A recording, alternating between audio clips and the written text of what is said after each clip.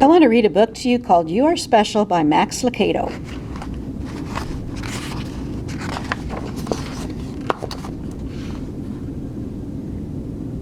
The Wemmicks were small wooden people. All of the wooden people were carved by a wood carver named Eli. His workshop was sat on a hill looking over their village. Each Wemmick was different. Some had big noses, others had large eyes. Some were tall and others were short. Some wore hats, others wore coats, but all were made by the same carver and all lived in the village.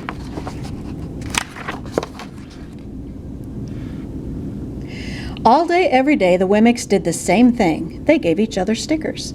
Each Wemmick had a box of golden star stickers and a box of gray dot stickers. Up and down the streets all over the city, people spent their days sticking stars or dots on one another. The pretty ones, those with smooth, fine wood and fine paint, always got stars. But if the wood was rough or the paint chipped, the Wemmicks gave dots.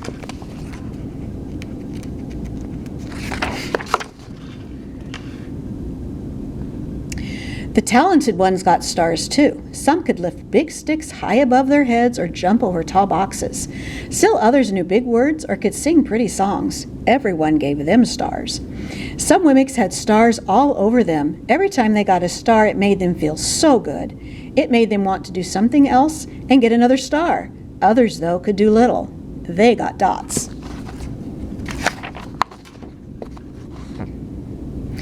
Punicello was one of these. He tried to jump high like the others, but he always fell. And when he fell, the others would gather round him and give him dots.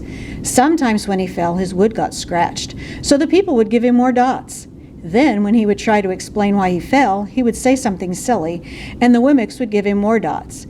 After a while, he had so many dots that he didn't want to go outside. He was afraid he would do something dumb, such as forget his hat or step in the water, and then people would give him another dot. In fact, he had so many gray dots that some people would come up and give him one for no reason at all. He deserves lots of dots, the wooden people would agree with one another. He's not a good wooden person. After a while, Punicello believed them. I'm not a good Wemmick, he would say. The few times he went outside, he hung around other Wemmicks who had lots of dots. He felt better around them. One day he met a Wemmick who was unlike any he'd ever met. She had no dots or stars. She was just wooden. Her name was Lucia. It wasn't that people didn't try to give her stickers. It's just that the stickers didn't stick. Some of the Wemmicks admired Lucia for having no dots, so they would run up and give her a star, but it would fall off. Others would look down on her for having no stars, so they would give her a dot, but it wouldn't stay either.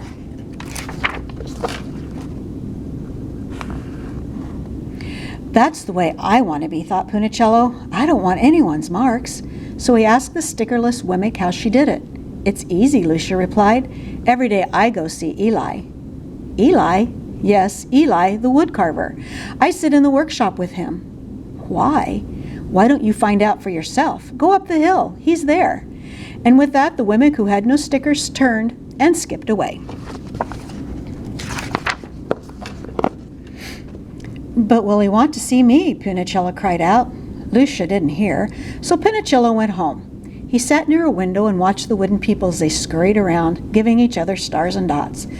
It's not right, he murmured to himself, and he decided to go see Eli.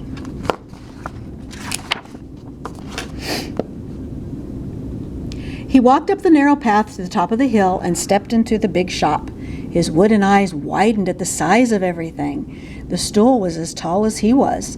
He had to stretch on his tiptoes to see the top of the workbench. A hammer was as long as his arm. Punicello swallowed hard.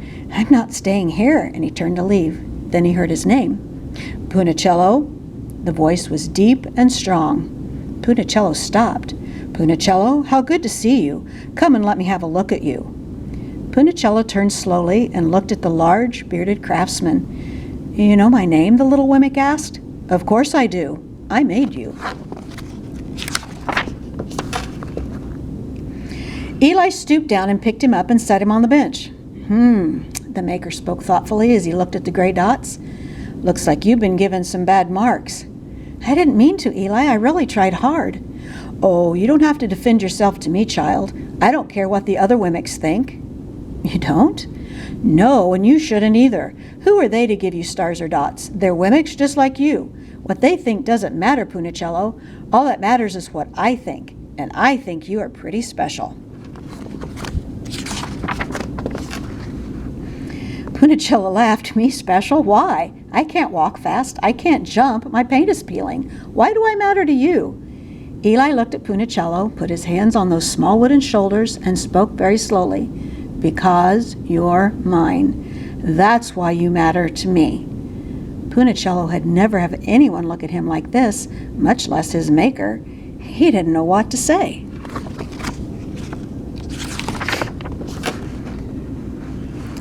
Every day I've been hoping you'd come, Eli explained. I came because I met someone who had no marks, said Punicello. I know, she told me about you. Why don't the stickers stay on her? The maker spoke softly. Because she has decided that what I think is more important than what they think. The stickers only stick if you let them. What? The stickers only stick if they matter to you. The more you trust my love, the less you care about their stickers. I'm not sure I understand.